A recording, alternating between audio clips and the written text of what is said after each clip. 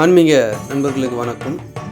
மேல்மலையனூர் அருள்மிகு அங்காளம்மன் திருக்கோயிலில் நாளை மாசி பெருவிழா தேர் வெகு விமர்சையாக நடைபெறவுள்ளது.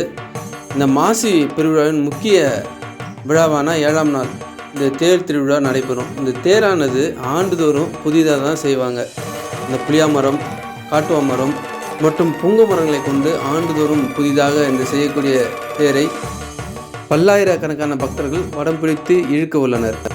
ஏன் இந்த தேர் திருவிழா ரொம்ப விமர்சையாக கொண்டாடுறாங்கன்னா, மயான கொள்ளைக்கு அப்புறம் அம்மாவை சாந்தப்படுத்தவே இந்த தேவர்கள், முனிகள், ரிஷிகள் தேரினுடைய பாகங்களாக இருந்து அம்மாவை அதில் அமர வைத்து நம்ம கோயிலை சுற்றி இந்த தேரடி வீதியை சுற்றி ஒரு சுற்றி வருவாங்க.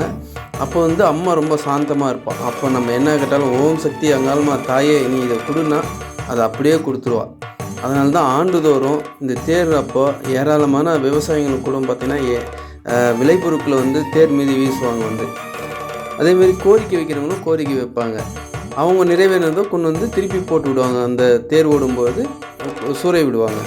அதனால் பக்த கோடிகள் அம்மாக்கிட்ட உங்களுக்கு என்ன வேணுமோ அதை வேண்டி பெற்றுக்கொள்ளுங்கள். இந்த தேர் மாசி தேரின் போது நான் பல முறை பார்த்துருக்கேன். இந்த மொபைலை எடுத்துன்னு வரும்போது செல்ஃபி எடுத்துக்கின்னு அம்மாவை படம் எடுத்துன்னு இதாக இருக்காங்க. நெட்டில் ஏகப்பட்ட பேர் எடுத்து போட்டிருக்காங்க. அம்மா படம் வேணால் டவுன்லோட் பண்ணிங்க.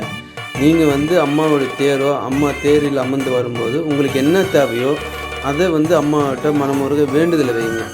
அதாவது நம்ம இப்படி சுற்றுலாத்தலங்களுக்கு போய் ஃபோட்டோ எடுத்துன்னு திரியிற மாதிரி இல்லாமல் ஒரு ஆன்மீக தலம், அதுவும் ஒரு வரலாற்று சிறப்புமிக்க ஒரு இடம், அம்மா மாசி தேரில் வர போகிறா, அவகிட்ட என்ன வேணுமோ அதை கேட்டு பெறக்கூடிய ஒரு இடம். அந்த இடம் அந்த மயான பூமியில் உங்களுக்கு வேண்டியது கண்டிப்பாக கிடைக்கும். உங்களுக்கு தீய வினை, ஏவல், பில்லி, சூனியம் அத்தனையுமே நீங்கி உங்கள் திருஷ்டிலாம் போயிட்டு நீங்கள் நல்லபடியாக இருக்கணும் அப்படின்னு வேண்டிக்கிங்க.